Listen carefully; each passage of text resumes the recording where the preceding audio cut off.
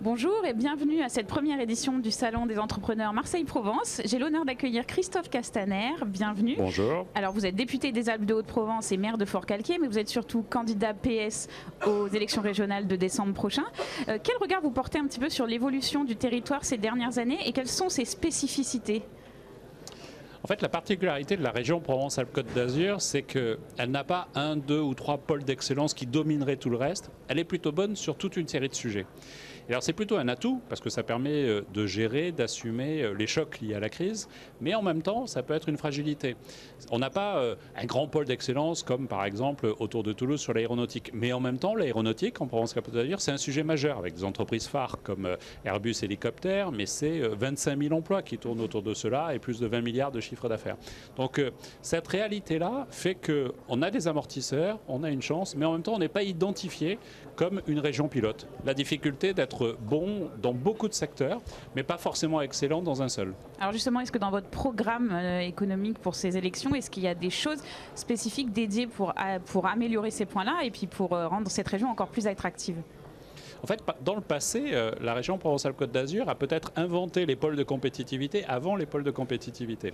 C'est-à-dire qu'on avait mis en place des politiques d'accompagnement sur les clusters, qu'on appelle des PRIDES, un acronyme un peu compliqué, mais qui du coup permettaient d'accompagner tous ces pôles d'excellence.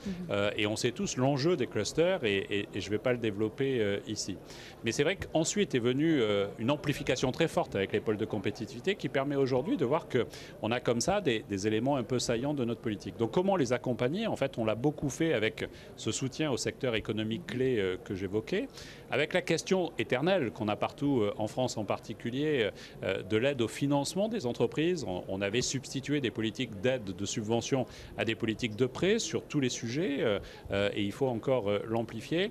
Et puis, un vrai sujet sur lequel nous devons intervenir, c'est le renforcement de l'innovation et de l'internationalisation. Parce que la particularité d'avoir pas un ou deux pôles qui dominent les autres, c'est du coup d'avoir des entreprises de taille intermédiaire qui n'ont pas forcément la capacité d'aller sur la recherche et le développement et l'export. Vous savez que c'est toute la difficulté de la faiblesse de nos ETI en France, mais on le retrouve ici en Provence-Alpes-Côte d'Azur.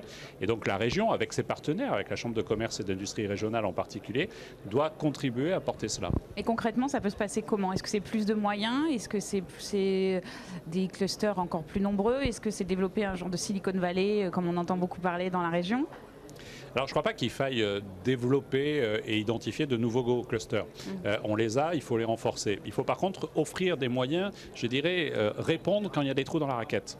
Par exemple, sur l'intelligence économique, on sait qu'avec des entreprises qui n'ont pas forcément toujours la taille suffisante, elles n'ont pas la capacité d'aller sur ces marchés-là du fait d'une faiblesse. Mais il faut qu'on réponde. Et là, il faut que la puissance publique, avec les institutions, apporte une réponse. Mais il y a la préparation de l'avenir qui est importante aussi. Et donc d'identifier ce qui aujourd'hui fait les pôles d'excellence de demain. Le bâtiment, par exemple, sur la question de la transition énergétique. La silver économique, on va vous placer partout. Mais on est une région avec une moyenne d'âge un peu plus élevée qu'ailleurs. Une région où le care, le soin est particulièrement important. Ça fait partie des sujets sur lesquels il nous faut nous mobiliser. On a le tourisme, évidemment.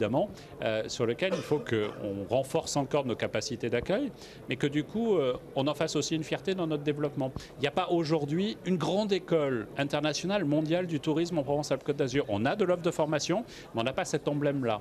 La région, elle devra identifier ces pôles d'excellence-là et contribuer derrière à les structurer, la logique des clusters, mais surtout à les mettre en lumière comme un élément de marketing territorial. Très bien, Christophe Castaner, merci beaucoup. Merci.